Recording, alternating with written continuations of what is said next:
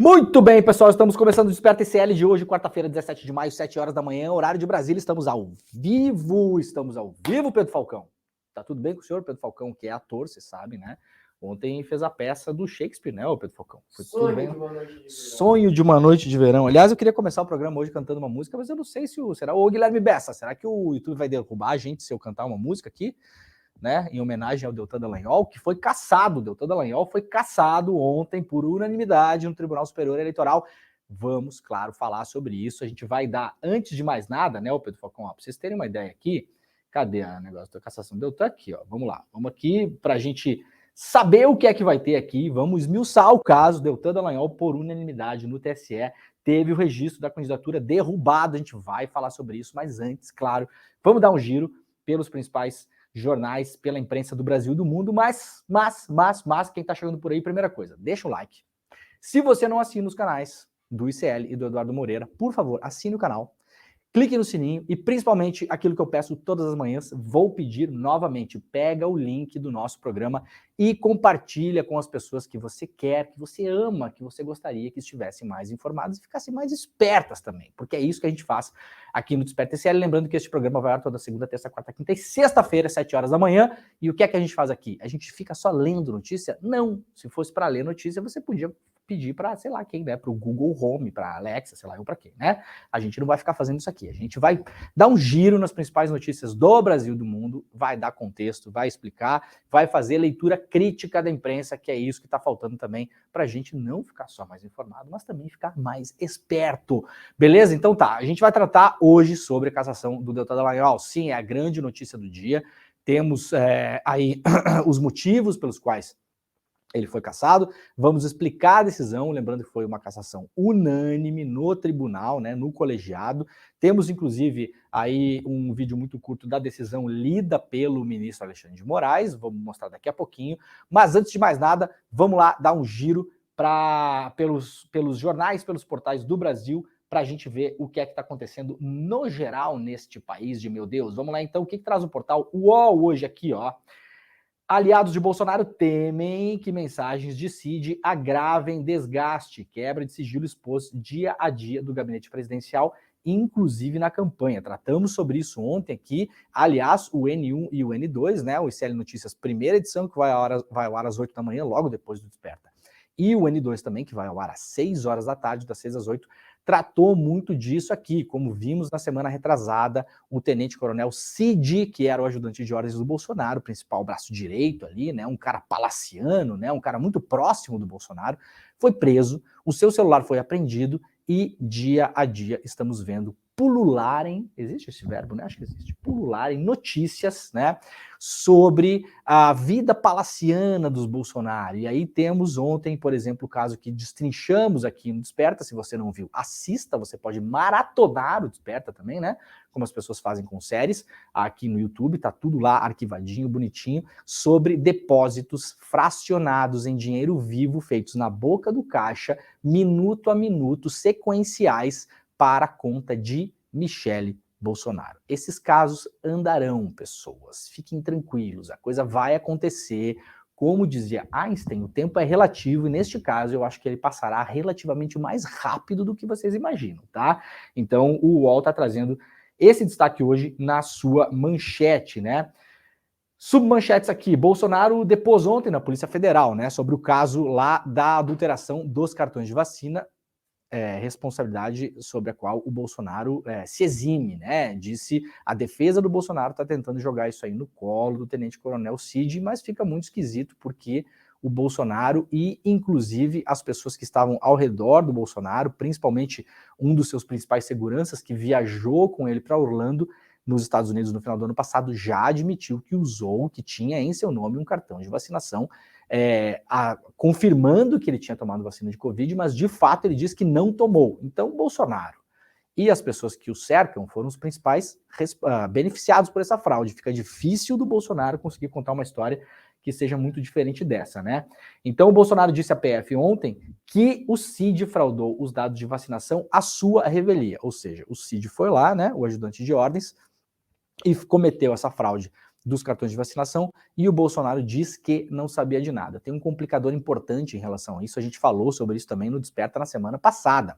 O tenente-coronel Cid tinha acesso oficial à conta GovBR do Jair Bolsonaro. Sabe aquela conta GovBR que a gente está usando cada vez mais para fazer imposto de renda, para pegar negativa, né? O governo brasileiro meio que juntou tudo naquele acesso do gov.br. Pois é, Jair Bolsonaro também tem um desses, né? Claro, porque é um cidadão brasileiro também, né? Quem é que controlava a conta GovBR do Jair Bolsonaro, segundo as investigações da Polícia Federal? Tenente Coronel Mauro Cid, né? Não posso imaginar que Mauro Cid tenha hackeado o GovBR do Bolsonaro, mas sim que Bolsonaro tenha voluntariamente passado o acesso para o Cid. O que acontece dentro do GovBR é lá que você também consegue controlar o Conect SUS, onde você baixa suas carteirinhas de vacinação e lá consta, segundo investigações da PF, que Bolsonaro tinha tomado doses da vacina contra a Covid. De fato, Bolsonaro já admitiu que jamais tomou essas vacinas, então é beneficiado direto da fraude. Foi usada uma conta pessoal do Bolsonaro para que isso acontecesse também. Fica cada vez mais difícil explicar. Não é só isso que está acontecendo no mundo bolsonariano, tá, gente? As coisas estão andando, como eu falei, para depósitos em dinheiro vivo fracionados na conta da Michelle, para dinheiros que saíram do orçamento secreto, passaram pelaquela estatal Codevasf, foram para uma outra empresa, foram para assessoras da Michelle Bolsonaro e, no fim das contas, esse dinheiro foi usado, por exemplo, para pagar o cartão de crédito da ex-primeira-dama. Então, esperem cenas dos próximos capítulos em relação a isso, tá? O UOL traz destaques também aqui sobre Deltan Dallagnol. Claro, Deltan pode recorrer da cassação. Quem assume a vaga na Câmara, entenda. Então o UOL já fez uma matéria explicativa aqui sobre a cassação do Deltan, né? E traz, claro, embaixo o destaque: por unanimidade, Tribunal Superior Eleitoral derruba registro e caça mandato de Deltan Dallagnol. Leia a síntese do voto que cassou o mandato de Deltan Dallagnol. A gente vai ler essa síntese aqui, uma síntese feita pelo jornalista Reinaldo Azevedo, né?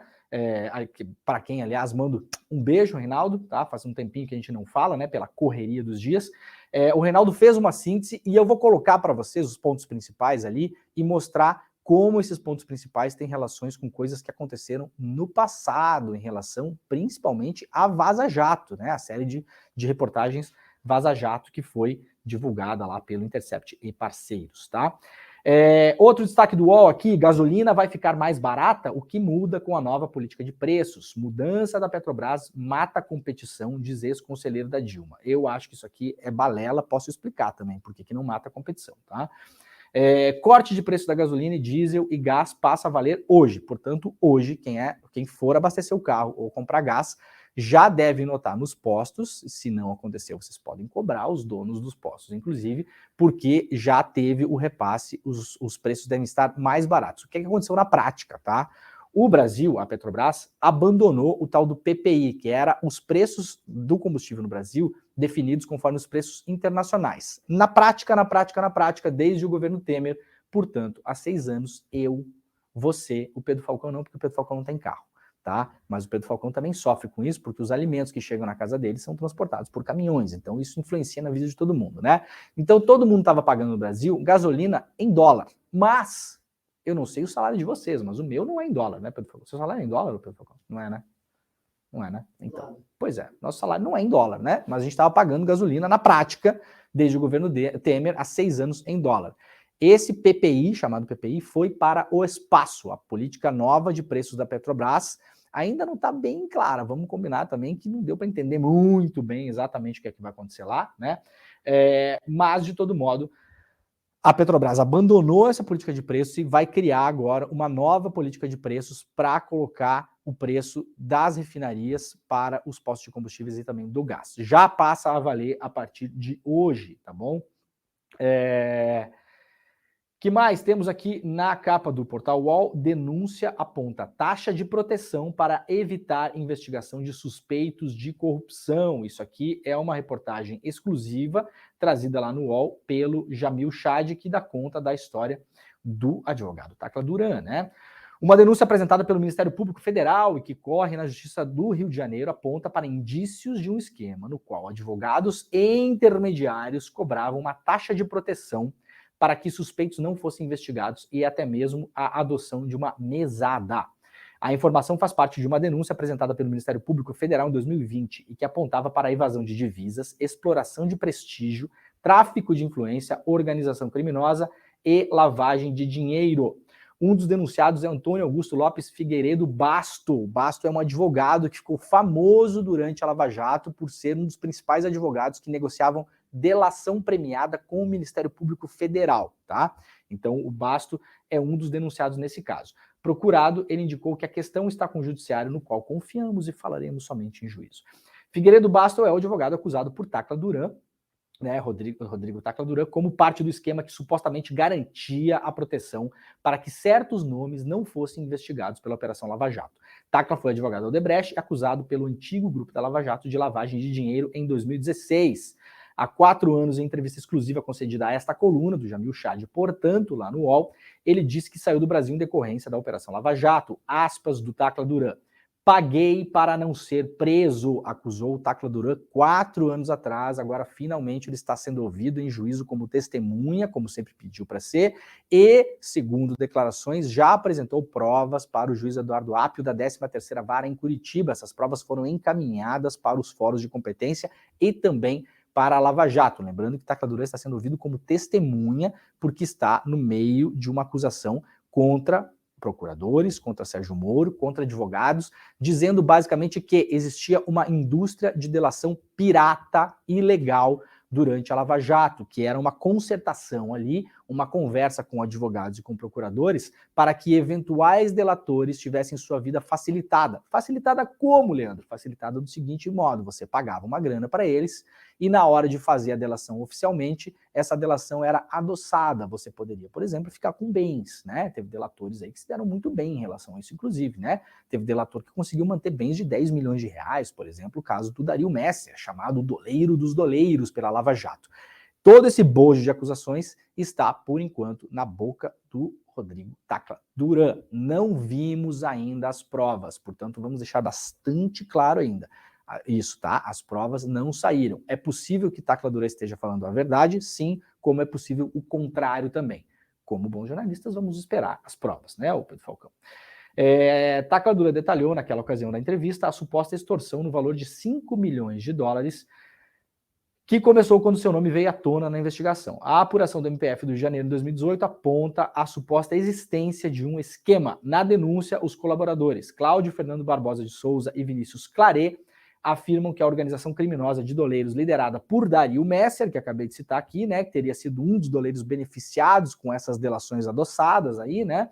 Você vai lá, delata, fala um monte de coisa que eventualmente o Ministério Público deseja ouvir ou quer ouvir, e no fim das contas você sai livre, leve e solto com um monte de dinheiro no bolso. De fato, foi o que aconteceu com vários doleiros, tá? Isso é um fato, tá? Isso não é o que eu acho, isso é um fato. Vários doleiros terem se dado bem nessa história toda, terem mantido bens, terem mantido dinheiro, terem mantido contas no exterior. Isso aconteceu de fato, tá? Dario Messer sofria cobrança e realizava pagamento de uma denominada taxa de proteção em espécie aos advogados. E aqui está citado na denúncia do MPF. Antônio Augusto Lopes Figueiredo Basto, Luiz Gustavo Rodrigo Flores, durante 8 anos. Aspas aqui. Os denunciados Antônio Augusto Lopes Figueiredo Basto, Luiz Gustavo Rodrigues Flores e Henrico Vieira Machado, que intermediaria a operação, afirmavam a Messer, doleiro, portanto, Barbosa e Claret, esses outros dois que estão fazendo a denúncia, que tais pagamentos seriam repassados a autoridades envolvidas nas investigações. Resumindo, quem são as autoridades? Segundo Rodrigo Tacla Duran, procuradores e, eventualmente, até mesmo chegaria no ex-juiz e atual senador Sérgio Moro, através do escritório de advocacia que era mantido pela Rosângela Moro, que tinha um sócio. Esse sócio também é um dos acusados pelo Tacla Duran de cobrar essa mesada e participar dessa indústria pirata de delações. Tudo a ver, tudo a se investigar. Finalmente, Tacla Duran está sendo ouvido, jamais foi ouvido em processos. A única coisa que a Lava Jato queria, de fato, era prender Tacla Duran, por isso ele não vinha para o Brasil, mora ainda na Espanha, onde tem dupla cidadania. Tá bom? Seguindo aqui na capa do G1, portal de notícias lá das organizações Globo. Mandato de Deltan Dallagnol é cassado, a principal notícia também aqui do G1. Veja perguntas e respostas. Submatérias aqui, né, submanchetes por unanimidade, portanto não teve nenhum voto divergente em relação à cassação, né, o que fica mais difícil ainda argumentar que foi uma cassação forçada, política, persecutória, enfim, foi unânime, não é tão comum assim você ter uma cassação unânime, tá? TSE anulou a candidatura do deputado federal. Dallagnol diz estar indignado e que vozes de eleitores foram caladas, né? Engraçado que quando o Lula foi impedido de concorrer pela ficha limpa, não era exatamente isso que o deputado Dallagnol pensava, né? Outra manchete política aqui do G1. STF retoma hoje julgamento de Collor, acusado de corrupção. O Supremo vai remarcar a análise do Marco Civil na internet também, tá? Esse caso do Collor é um caso que também envolve o chamado Petrolão. O Collor é acusado de ter, em troca de dinheiro, em troca de benefícios próprios, pessoais, ter indicado diretores de empresas estatais. Eu já falei sobre esse caso na semana passada. Eu não conheço as provas do caso, até porque esse caso não é público ainda. O STF vai retomar o julgamento hoje, mas mais cedo ou mais tarde vamos conhecer todos os autos, né? Todas as provas. Eu acho essas acusações de que alguém indicou um diretor de uma estatal e depois aquele diretor fez bobagem e você está sendo condenado por isso, eu acho de uma fragilidade e de um perigo absurdos, tá bom? Vou deixar bem claro aqui, não importa que seja o Fernando Collor, né? Não morro de amores por ele, muito antes pelo contrário. Mas eu vou esperar o caso para ver de fato se existe o que se chama no direito de qui pro quo, se está clara a troca entre uma coisa e outra, tá bom? Porque simplesmente você indicar um diretor de uma empresa estatal enquanto você é político e depois aquele diretor eventualmente participar de um caso de corrupção, não necessariamente significa que você está sendo beneficiado por isso. Atenção, não necessariamente. Pode acontecer? Claro que pode. Vamos aguardar o julgamento do Collor no STF para analisar esse caso, porque de fato é caso a caso. A gente já viu denúncias que foram por água abaixo, porque eram denúncias frágeis em relação a isso, tá bom? Vamos lá, o que mais traz o G1 aqui? MPF avalia que o governo Bolsonaro tratou joias como bens privados. Vamos ler rapidamente a notícia aqui, ó. Oi. Antes da gente ir para essa notícia, queria dizer que 7h19 da manhã temos 12 mil pessoas. Muito bem. Galera, então, ó, 7h19 da manhã, 12 mil pessoas online. Ontem, aliás, batemos o nosso recorde. Chegamos em 14 mil pessoas, estamos subindo. O negócio está subindo, tá? Então, gente, de novo, pega o link e manda para as pessoas que vocês acham que gostariam de estar mais... Não é todo mundo que quer estar mais informado, mais esperto, né? Tem gente que não gosta, tem gente que gosta de ler, né, porcaria no WhatsApp. Não é o nosso caso aqui. Aqui a gente dá notícia com um CPF, né? Então, pega aí o link e manda pra galera pra gente subir essa audiência aqui também, tá, gente? O Ministério Público Federal apontou que o governo de Jair Bolsonaro tentou incorporar as joias sauditas como um bem privado do ex-presidente e não como acervo público presidencial. Essa era a grande desculpa do Bolsonaro, né? Que ele teria tentado por 9 vezes botar a mão nas joias que estavam apreendidas no aeroporto de Guarulhos para incorporar essas joias no acervo da presidência da República. Agora o Ministério Público Federal está dizendo que isso é mentira e que a tentativa do Bolsonaro era botar a mão nessas joias para levar para casa, tá? Na prática é isso, para que essas joias virassem dele. Joias, lembremos, avaliadas em 16 milhões e meio de reais. A informação está em um ofício de 24 de abril, assinado pela procuradora Gabriela Rossri, do MPF em Guarulhos. No documento, a procuradora defende à Justiça Federal a necessidade de busca e apreensão na casa de Marcelo da Silva Vieira, capitão de corveta da Reserva da Marinha, que, no governo Bolsonaro, era o chefe do Gabinete Adjunto de Documentação Histórica da Presidência da República, responsável por receber e encaminhar presentes destinados ao ex-presidente. A PF apreendeu o celular de Vieira em 12 de maio. O Ministério Público Federal e a Polícia Federal investigam a entrada irregular no Brasil do conjunto milionário de joias, que seriam presentes do governo da Arábia Saudita. Os itens de luxo estavam com uma comitiva do governo que visitou o país do Oriente Médio e foram retidos pela Receita Federal no Aeroporto Internacional de Guarulhos, em São Paulo, em outubro de 2021, tá? Vamos fazer por questão de precisão aqui, né? Os itens não estavam com a comitiva, isso é importante, tá? Olha aqui, ó. Vamos fazer uma pequena correção no texto do G1, tá? Os itens de luxo estavam com uma comitiva do governo, tá? Isso aqui não é verdade, gente. As joias foram entregues à noite no quarto de hotel do subordinado do almirante da Marinha Bento Albuquerque. Então, a gente colocar que estavam com a comitiva, parece que a comitiva recebeu as joias. Isso não é verdade. A comitiva inclui lá membros do Itamaraty, outras pessoas de carreira, que não sabiam disso aqui. Não sabiam, que foram descobrir, inclusive, no desembarque em Guarulhos, né? Quando o ajudante lá do Bento Albuquerque ficou preso na alfândega, tem aquele vídeo célebre que o Bento Albuquerque volta para tentar desembaraçar as joias, fala que as joias seriam um presente para Michele Bolsonaro. Então, para a gente deixar claro, a comitiva não recebeu essas joias. Quem recebeu essas joias foram o ajudante do Bento Albuquerque e o almirante Bento Albuquerque no quarto de hotel, muito próximo da meia-noite, tá? Essa é a história. Então, outra coisa importante, já falamos sobre isso aqui, ó. Isso aqui não está na notícia, mas muita gente fala que isso aqui poderia ter ligação com a venda de refinarias. Chegou a sair essa notícia, a gente até desmentiu essa notícia que saiu no G1 aqui, né? A princípio, pelos documentos diplomáticos, inclusive, que a gente já viu serem publicados, que a gente falou, inclusive, no ICL, com antecipação em relação a toda a imprensa, né? Na verdade, esses presentes da Arábia Saudita para o Bolsonaro podem ter relação, a ligação é mais clara em relação à tentativa da Arábia Saudita de levar o Brasil para a OPEP, o grande cartel dos petroleiros do mundo, tá?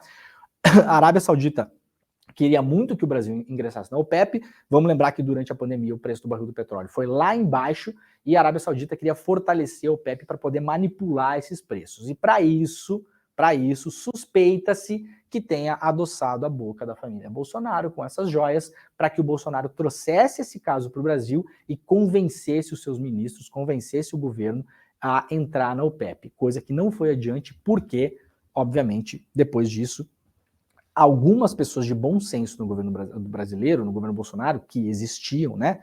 Não era todo mundo maluco ali, criaram um comitê, né, para discutir isso, que incluía lá Ministério de Minas e Energia, a Casa Civil, a própria Presidência da República, o Itamaraty, fizeram essa discussão e a ideia do Brasil integrar a OPEP não foi adiante, porque de fato aquilo não interessaria ao Brasil, tá? Então, para a gente deixar bem claro aqui, esse caso das joias possivelmente tem muito mais relação com isso do que necessariamente com a venda de refinarias, tem uma confusão em relação a isso, e não foi a comitiva que recebeu as joias. Quem recebeu as joias foi diretamente o assessor, o ajudante do ministro almirante Bento Albuquerque no seu quarto de hotel, muito próximo da meia-noite. Então foi uma entrega lá na calada da noite, não foi uma entrega durante uma reunião que foi recebido pela comitiva, tá? Até porque se fosse recebido pela comitiva, não teria, muito possivelmente, a possibilidade disso ir parar nas mãos direto da família Bolsonaro, tá bom? Vamos lá então, capa do jornal O Globo de hoje. Gasolina fica mais barata a partir de hoje, veja o quanto vai custar encher o tanque no Rio e em São Paulo, tá? Vamos dar uma olhada aqui nos preços estimados, né? A redução nas refinarias entra em vigor nesta quarta-feira, deve levar a uma diminuição de cerca de 8% sobre o valor praticado nas bombas. Na prática, encher o tanque vai ficar cerca de R$20 mais barato no Rio de Janeiro e em São Paulo. O anúncio de redução foi feito quase simultaneamente à divulgação da nova política de preços da Petrobras nesta terça-feira. Considerando dados da ANP, o preço médio da gasolina no Rio, que era de R$ 5,52 por litro, deve cair para 5,07, então muito próximo de R$ 5,00 aí, né? Em São Paulo deve sair de 5,38 centavos para 4,95 preço médio, portanto. Isso não vai se refletir diretamente no posto que você, né, abastece. Isso aqui é preço médio, eventualmente em alguns lugares vai estar mais caro, outros lugares vai estar mais barato. Esse preço médio é divulgado lá no site, inclusive, da Petrobras, né? Tem uma série histórica lá. O governo Bolsonaro, no meio da série histórica, parou de divulgar. Por que será, Pedro? Será que porque a gasolina chegou a R$8 que param de divulgar? Pode ser, né? Durante o governo Bolsonaro, a gasolina ficou com um preço médio de R$7 e pouco, chegou a custar mais de R$8 em alguns lugares, e aí, convenientemente, a Petrobras parou de divulgar a série histórica do preço médio, né? Então, espero que o governo atual volte com essa série histórica, porque tinha lá no site da Petrobras a divulgação semana a semana, tá? Muito bem, o que mais temos aqui na capa do Jornal Globo? Equipe médica avalia cirurgia de Lula por problema no quadril. O presidente se queixou de dores no fêmur durante evento em Salvador na semana passada. E a colunista Bela Megali traz aqui os cálculos de Bolsonaro sobre as chances de ser preso em meio ao cerco da Polícia Federal. Vamos ver o que traz a Bela Megali de apuração aqui, exclusivo no Jornal Globo. Mesmo com o cerco da Polícia Federal se fechando sobre Jair Bolsonaro, o ex-presidente tem dito a aliados que não vê hoje risco de ser preso. Sei não, hein, Bolsonaro? A leitura feita pelo ex-presidente e seus interlocutores mais próximos é que a Polícia Federal tem investido contra seus aliados, mas não fez movimentos diretos no sentido de prendê-lo, ao menos neste momento. Bolsonaro, por hora, crê que será blindado pelos seus auxiliares que estão encrencados na justiça. Como informou a coluna, a expectativa... sobrou um O, né? A expectativa... Cadê o meu coisinho aqui? Conforme auxiliares, conforme informou a coluna, a expectativa de Bolsonaro e seu entorno sobre o depoimento de seu ex-ajudante de ordens, o coronel Mauro Cid, é que ele assuma a responsabilidade pela fraude no certificado de vacina do ex-presidente. O que eu já falei aqui, é muito difícil isso acontecer, ou mesmo que ele assuma, não é só isso, né? Você não pode chegar em juízo e assumir um crime, né? Você não pode chegar em juízo hoje e assumir um crime qualquer. Mesmo que você chegue lá e fale, eu sou culpado por ter cometido tal crime, você precisa provar isso. Né? Tem gente que não sabe disso, né? Você pode chegar lá e falar, não, fui eu que roubei a loja tal dia. Não basta, precisa ter provas para isso, tá? Então, o Mauro Cid, não basta ele chegar lá e falar que ele fez tudo sozinho. Porque tem uma sequência lógica dos fatos, né? Um encadeamento lógico dos fatos é que o beneficiário direto disso foi o Jair Bolsonaro e seu entorno, seus seguranças, seus assessores presidenciais, né? Então, vai ser muito difícil que isso aconteça. Para além disso, as investigações que partem do Mauro Cid, da quebra dos seus sigilos bancário, telefônico e telemático, não estão restritas ao caso dos cartões de vacinação, como vimos ontem. Elas se alargam para depósitos esquisitíssimos feitos na conta da Michelle Bolsonaro para início de conversa, tá? Então, não vai parar por aí esse negócio, o tempo vai passar, vocês podem ter certeza disso. Ontem o Bolsonaro, portanto, deu depoimento na PF, lavou as mãos sobre o aliado e complicou ainda mais a vida de Mauro Cid. Aqui um trecho do depoimento de ontem. Indagado se Mauro César Cid administrava a conta do declarante no aplicativo Conect SUS do Ministério da Saúde, o Bolsonaro respondeu que sim, que toda a gestão pessoal do declarante, ou seja, dele, Bolsonaro, ficava a cargo do ex-ajudante de ordens Mauro Cid. Ou seja, quem é que concedeu a ele autorização para fazer a gestão do seu Conect SUS, doutor Jair? Né? Assim, o depoimento dele é tipo, tá bom, pessoal, eu admito. É tudo culpa dele. É tudo culpa dele, exato. Não vai colar isso aí não, Pedro Falcão. Não vai colar não, Bolsonaro. Bota as barbas de molho aí, tá? Vamos lá, Estadão de hoje, Jornal Estado de São Paulo, TSE caça mandato de Deltan Dallagnol por unanimidade em votação que durou 1 minuto, tá? Um jeito lavajatista de defender o Deltan Dallagnol da manchete, né? Quando a gente fala em isenção da imprensa, né? Isso aqui é um fato? Primeiro, não sei se é um fato, tá? Que foi em 1 minuto, não sei, tá? Vamos assumir que sim, tá? Mas isso aqui é a clássica frase que bota em jogo sempre a isenção da imprensa. Isso aqui é um modo de falar, olha só como eles fizeram as coisas de qualquer jeito, e isso é uma perseguição política, né? Então, o Estado de São Paulo, entre os jornais brasileiros, sempre foi o jornal que mais defendeu e publicizou a Lava Jato de forma acrítica durante todos os anos da Lava Jato. A Lava Jato se beneficiou muito da parceria da própria Lava Jato com o jornal Estado de São Paulo, né? É importante a gente deixar isso bastante claro, né? Então, sempre que a versão do Deltan e do Moro precisava ser ouvida, o Estadão sempre foi o primeiro a dar luz a eles e somente a eles, tá? Então, tá aqui a tal da imparcialidade da imprensa, já foi para o espaço na manchete, né? E não estou dizendo que a imprensa tem que ser imparcial, não, tá? Ninguém é imparcial. O problema é que essa imprensa se diz imparcial, né? Então, na prática, ela está mentindo para você que consome notícias dela, porque de imparcial não tem nada, nem eu sou, nem ninguém é, muito menos o Estadão é. Ministros decidiram que o deputado e ex-procurador da Lava Jato tentou burlar regras para ineligibilidade e indeferiram candidatura com base na lei da ficha limpa. Ainda cabe recurso, claro, o Deltan pode recorrer ao Supremo Tribunal Federal. Aí embaixo temos uma avaliação de especialistas que avaliam que a decisão do TSE está de acordo com a lei da ficha limpa. Deltan monta gabinete de crise na madrugada e tem vontade de chorar, diz aqui o Estado de São Paulo, né? Chora, Deltan. Vou fazer o quê, né, Pedro Falcão? Chora. Quando não tem mais nada para fazer, a gente faz o quê? A gente chora. O Brasil inteiro chorou? Pode chorar também. Chora, o Brasil inteiro chorou com o senhor, né? Várias vezes, né? Com as coisas que o senhor andou fazendo por aí, né? Agora chora um pouquinho também, não tem problema nenhum.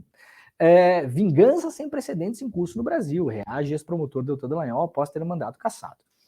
Dallagnol ainda pode se salvar o mandato? Entendo o que acontece agora com o deputado cassado.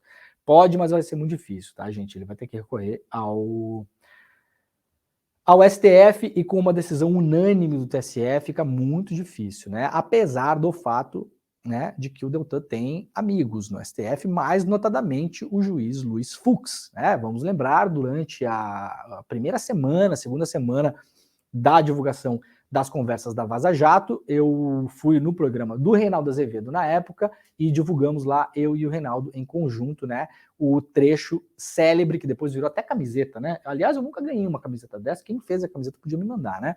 Que é o clássico, o Moro comentando uma decisão do Luiz Fux com o Deltan, numa conversa privada, o Moro falando em Fux we trust, né? No Fux nós confiamos, tá? Então, assim, essa parceria ali, ou havia, né? Vamos ver se essa parceria segue ativa, né?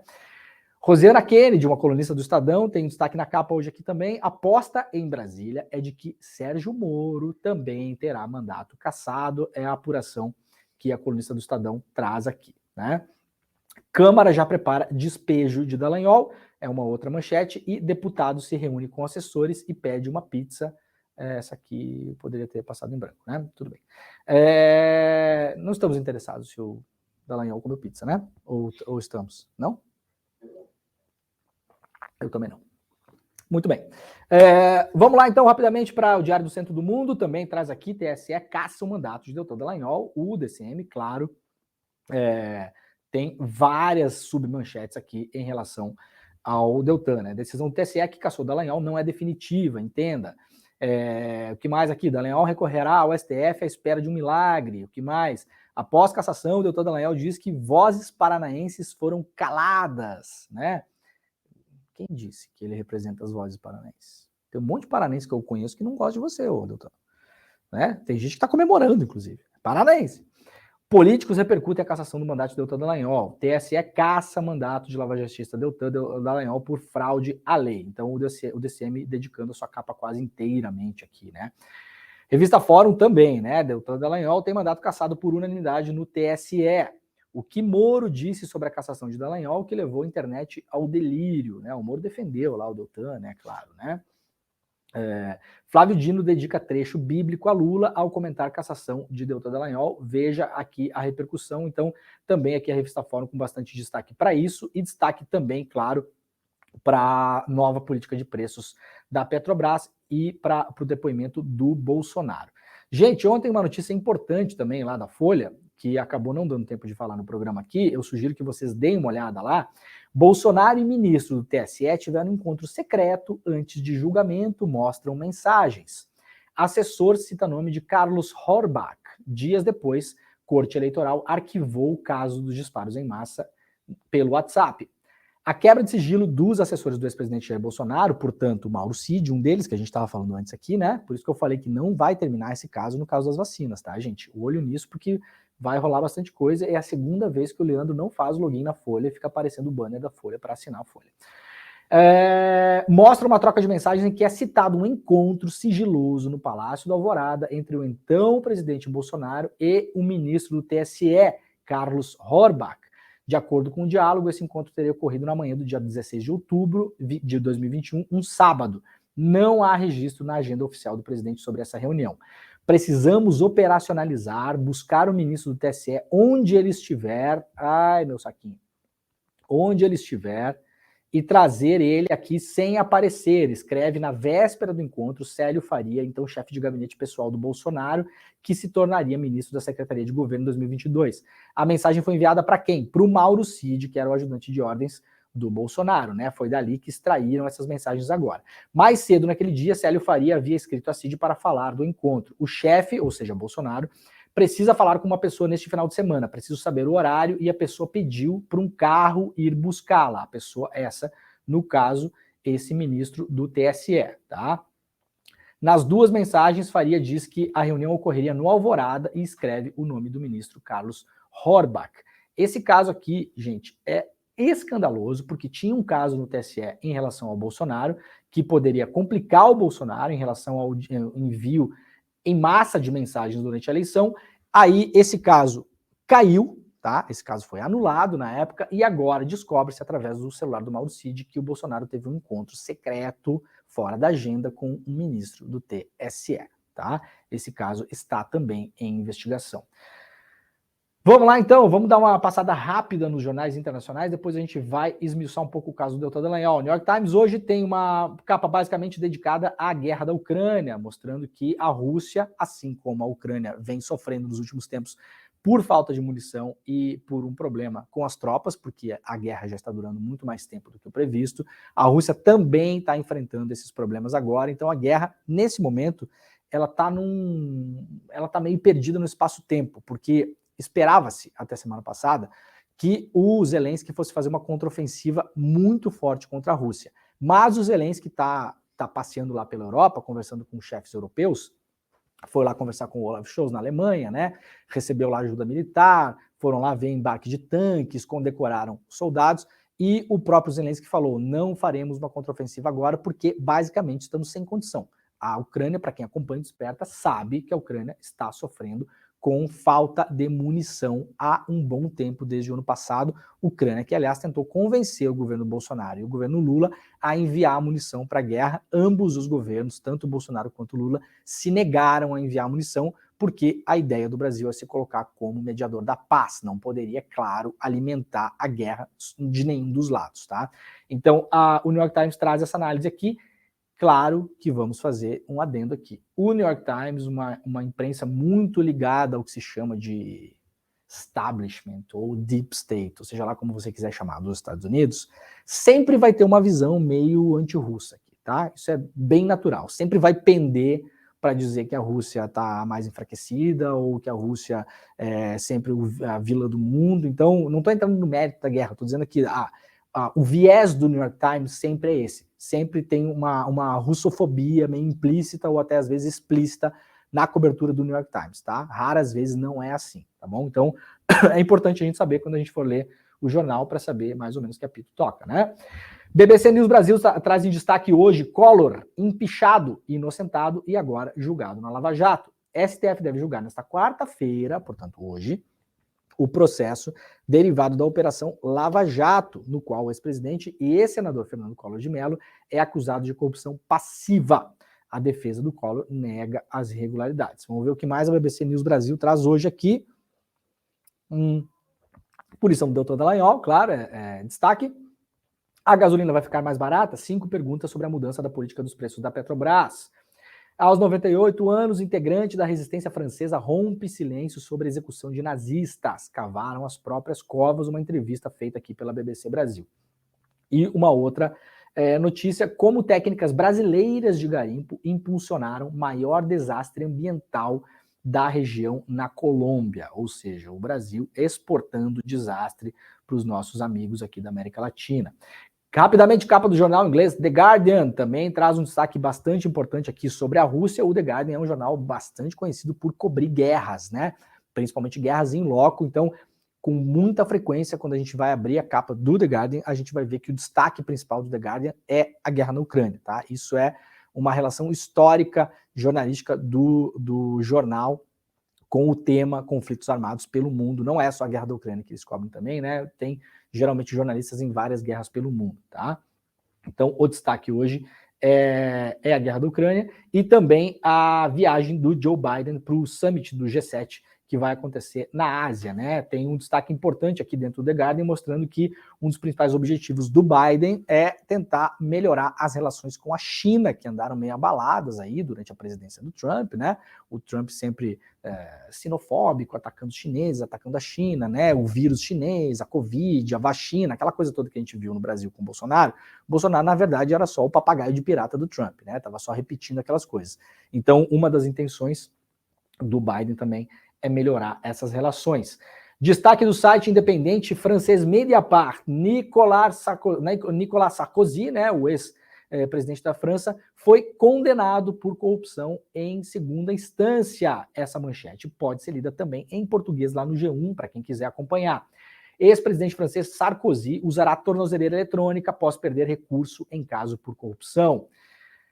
Nicolas Sarkozy, conservador que governou a França por 5 anos, foi condenado por corrupção e tráfico de influência. Ele também perdeu os direitos políticos por 3 anos. A Justiça da França condenou nesta quarta-feira, lembrando que temos o fuso horário, né? Então, lá o dia já passou pela metade, né?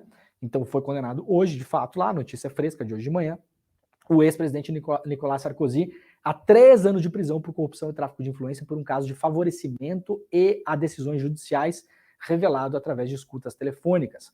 A sentença é a mesma de uma condenação de 2021 contra Sarkozy, a que ele havia recorrido. Nesta manhã, um tribunal de Paris decidiu negar seu recurso, né? Então, o Sarkozy tem 68 anos, né? Perdeu os direitos políticos por 3 anos e também pela avançada idade e pela pena, não ser uma pena tão severa de prisão, ele vai poder cumprir a pena em casa com tornozeleira eletrônica. Então não é só no Brasil que a tornozeleira eletrônica está na moda, né?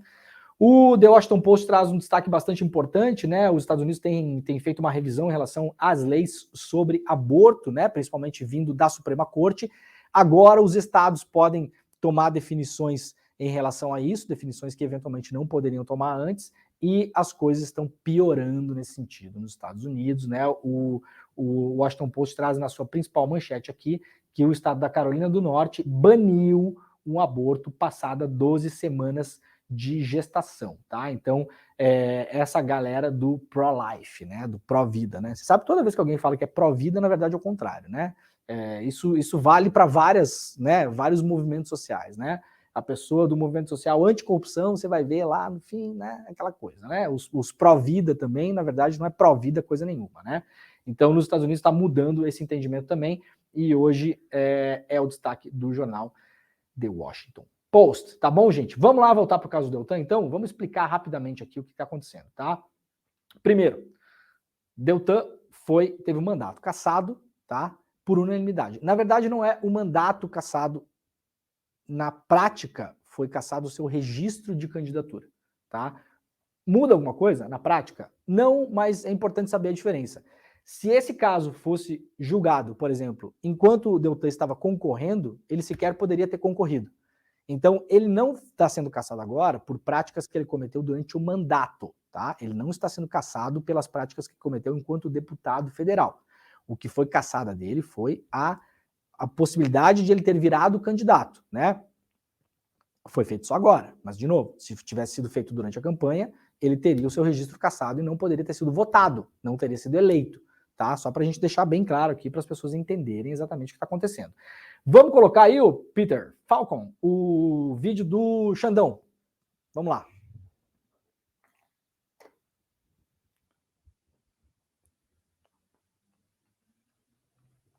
Proclama o resultado, o tribunal, por unanimidade, deu provimento aos recursos ordinários para indeferir o registro de candidatura do recorrido Deltan Martinacci Dallagnol ao cargo de deputado federal, comunicante de imediato ao Tribunal Regional Eleitoral do Paraná para imediata execução do acórdão, independentemente de publicação, mantendo-se o cômputo dos votos em favor da legenda. Muito bem, então aí a decisão proferida, né, pelo ministro Alexandre de Moraes, que é o presidente da corte, presidente do TSE, aliás, o presidente que na minuta do golpe apreendida com Anderson Torres, o senhor Jair Bolsonaro queria prender e quebrar as comunicações, né, isso estava escrito lá, né, com possibilidade de prisão do Alexandre de Moraes e de outros funcionários do TSE. Então ele leu aí a decisão por unanimidade, tá bom? O que abre pouca margem para discussão, não teve nenhum voto divergente no qual a defesa do Deltan possa se apegar agora, né? Porque isso acontece com alguma frequência, né? Eventualmente um ministro ou outro divergem, a defesa vai lá, pega a divergência e fala, olha, esse ministro aqui tem um entendimento diferente. Nesse caso, não há entendimento diferente. Deltan teve o seu registro de candidatura cassado por unanimidade no tribunal, tá bom? O que é que aconteceu? O TSE considerou que o Deltan Dallagnol fraudou a lei da ficha limpa ao sair do MPF em novembro de 2021. Segundo o ministro Benedito Gonçalves, que foi o relator do caso, o Deltan saiu do MPF para quê? Para escapar de possíveis condenações. O que é que estava acontecendo na época? Havia várias investigações em cima da atuação do Deltan enquanto procurador. Ele já tinha sido condenado administrativamente em 2 casos, tá? Já tinha sofrido 2 punições. O que é que significa isso? Que se esses outros casos andarem, e no voto do relator ele fala em 15 casos, se esses outros casos andassem, e ele fosse condenado em algum desses, a pena dele poderia ser maior do que apenas uma advertência, como aconteceu na primeira vez, ou uma censura, como aconteceu na segunda. Se você é reincidente enquanto funcionário público, o Deltan, no limite, poderia inclusive ser expulso do Ministério Público Federal. O que é que argumentou o relator? Deltan, enquanto servidor público, estava lá, né, com essas várias acusações contra a sua cabeça, decidiu pedir exoneração do seu cargo para fugir dessas investigações. Essa é a argumentação central, tá? Essa é a argumentação central do relator do voto no TSE, que, repito, foi acompanhada por unanimidade. Qual é a grande questão? Caso ele fosse condenado nessas outras investigações administrativas dentro do Ministério Público Federal, ele cairia na lei da ficha limpa e se tornaria ficha suja. Teria essa hipótese, tá? Então, lembrando, Deltan já tinha sido advertido e censurado 2 vezes, em 2 casos no MPF, tinha outras 15 ações correndo contra ele lá dentro, né? Caso ele fosse censurado ou advertido ou coisa pior, porque poderia acontecer, porque vai agravando conforme você é reincidente, ele cairia na famosa lei da ficha limpa e não poderia concorrer. Qual foi o entendimento do tribunal por unanimidade? O Deltan saiu do MPF para se livrar desses casos e para poder concorrer a deputado federal. Ou seja, no entendimento do Tribunal Superior Eleitoral, ele burlou a lei da ficha limpa ao fazer esse movimento. Esse é o entendimento dos ministros que, de novo, por unanimidade, votaram a favor do relatório. Deltan pode recorrer da decisão, mas a perda de mandato tem efeito imediato. O ex-procurador pode apresentar embargos contra o entendimento dos ministros e até levar o caso para o Supremo, se quiser. Os votos recebidos pelo ex-procurador passam a ser contabilizados para o partido Podemos, partido do agora deputado Cassado, de acordo com o voto do ministro do TSE. Segundo a assessoria de Deltan, o candidato mais votado do Podemos do Paraná assumiria o mandato. Rauli, né? O Carlos Rauli, é isso? Porém, não teria atingido o coeficiente individual, o que impediria que ele assumisse. Neste caso, o mandato ficaria com Itamar Paim, do PL, partido com maior coeficiente, tá errado a palavra aqui, né? Coeficiente eleitoral. Faltou um FI aí. Deltan foi o candidato a deputado federal mais votado no Paraná, com 345 mil votos, né? Os ministros acataram 2 recursos apresentados contra a candidatura de Deltan Dallagnol no passado. Um havia sido movido pela Coligação Brasil da Esperança, do presidente Lula, e outro pelo PMN. Além de citar o pedido de exoneração, o recurso apontou que Dallagnol havia sido condenado pelo TCU em processo que avaliou o pagamento de diárias a procuradores da Lava Jato. No entanto, isso aqui não foi considerado no voto, tá? Eu já vou explicar por quê. O TRE do Paraná, numa decisão anterior, rejeitou os pedidos, ou seja, isso foi julgado pelo Tribunal Regional Eleitoral, que disse, não, Deltan não será cassado, tá? Mas a coligação e o partido recorreram ao TSE, que reverteu a decisão ontem, portanto. O vice-procurador-geral eleitoral, Paulo Gonetti Branco, havia se manifestado a favor de Deltan Dallagnol. É irrelevante, disse o vice-procurador, cogitar da motivação do requerimento de exoneração antes do término dos processos distintos do processo administrativo disciplinar. Colocando em português, o procurador falou que não faz sentido você imaginar que o Deltan poderia ser condenado por processos que estavam abertos contra ele. Essa é a argumentação do procurador e é a argumentação do Deltan também. O Deltan fala o seguinte, olha, tinha investigações, processos disciplinares contra mim em andamento, né, ainda sendo apurados em fase preliminar, mas não é de bom senso você imaginar que eu poderia ser condenado por eles.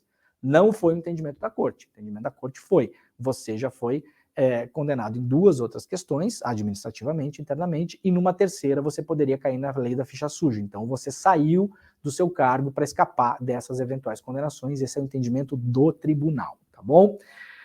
Deltan disse estar indignado, aquela coisa toda, né? Relator dos recursos, o ministro Gonçalves apontou em seu voto que Deltan cometeu fraude eleitoral ao pedir a exoneração do Ministério Público Federal, enquanto ainda respondia a processos internos no Conselho Nacional do MP. Segundo o ministro, a exoneração de Deltan impediu que 15 procedimentos administrativos pudessem produzir apurações que, no limite, aqui, ó, poderiam levar à sua aposentadoria. Esse seria o problema do Deltan se ele continuasse no Ministério Público Federal, tá? Lembrando que Deltan saiu do Ministério Público Federal, se eu não me engano, 11 meses antes das eleições, tá?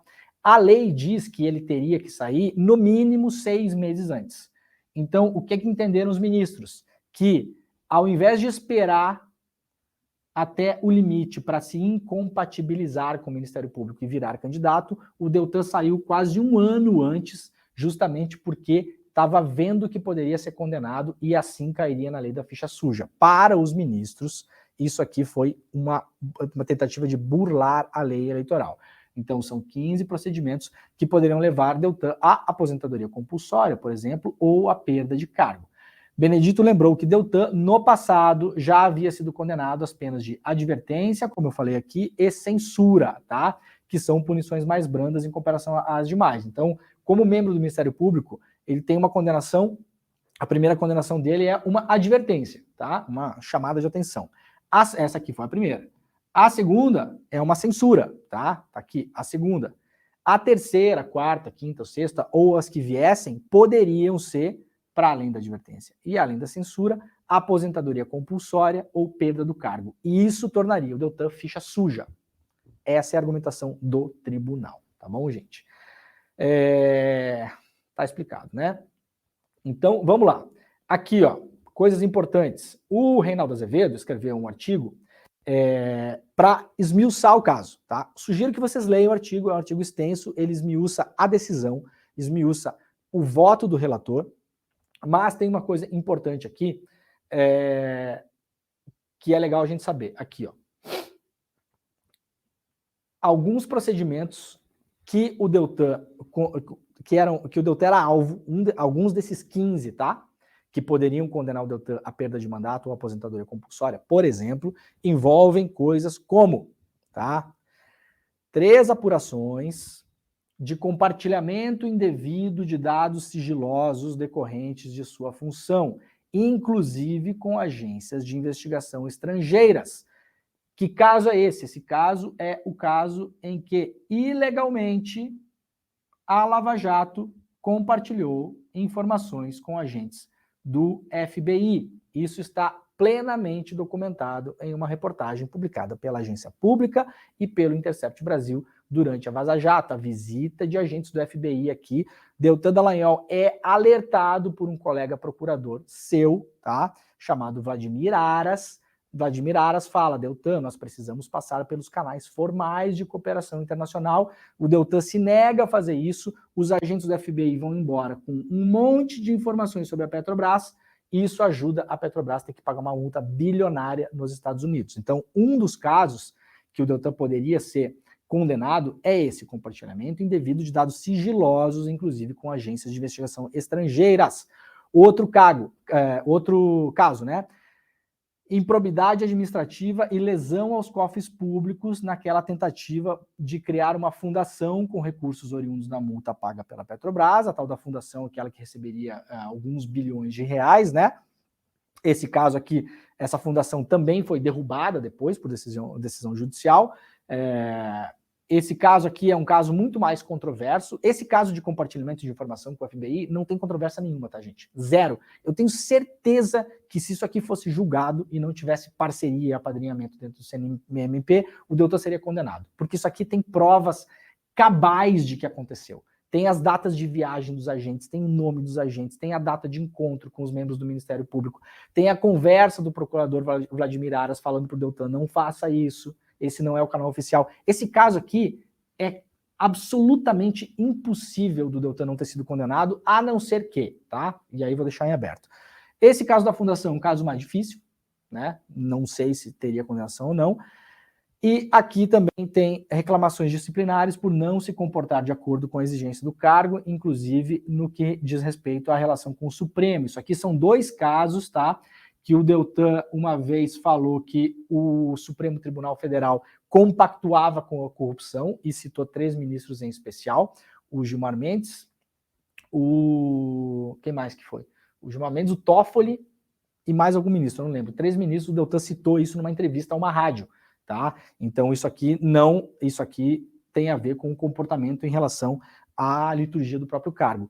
E um outro comentário do Deltan Dallagnol, que ele fez publicamente, se não me engano, no Twitter, falando sobre o Renan Calheiros, dizendo que o Renan Calheiros não deveria assumir a presidência do Senado, né? Isso também não vai de acordo com o decoro de um procurador do Ministério Público Federal, não tem que ficar dando opinião sobre quem vai assumir o Senado Federal ou não, né? Quer fazer isso, vá para a política. Foi para a política e agora foi cassado. Tá? De quantos dias diferentes você consegue dar tchau? Dar tchau? Para Dallagnol? Para Dallagnol? É. Por quê, Pedro Falcão? Não entendi a sua pergunta. Enquanto As pessoas estão perguntando aí no chat, é isso? Aliás, quantas pessoas temos no nosso programa hoje? Agora, 19.500. Tá falando sério? Tu não me avisa isso, cara? Surpresa! Que isso, cara? 19 mil pessoas, gente. Caraca, recorde absoluto, hein? E todo mundo dando Que tchauzinho. demais. Ah, tá todo mundo dando tchauzinho pro Dallagnol. Eu vou dar o tchau da Rainha Elizabeth. Que era aquele tchauzinho assim, sabe? Ou o tchauzinho de gatinho de restaurante chinês, que é aquele assim, sabe? Ou de cachorrinho que fica no carro. Sabe aquele cachorrinho que fica no carro, fica balançando a cabecinha assim? Tem esses 3 jeitos de fazer, né?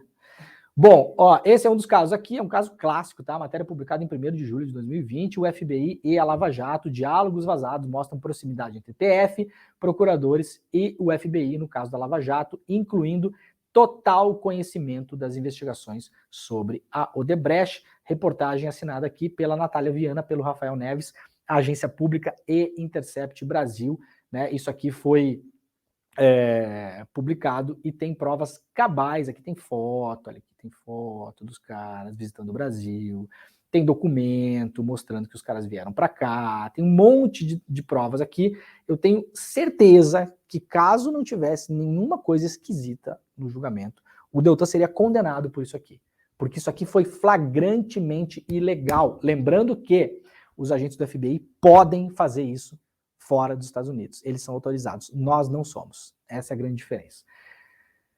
E aí, para fechar o programa, já que estamos com 19 mil pessoas, vamos lembrar aqui como esses entendimentos mudam também, né? Porque o Deltan está falando, não, isso é um entendimento alargado, na possibilidade de eu ter sido condenado e tal. O Deltan já defendeu coisas muito parecidas com essa, inclusive, no passado, né?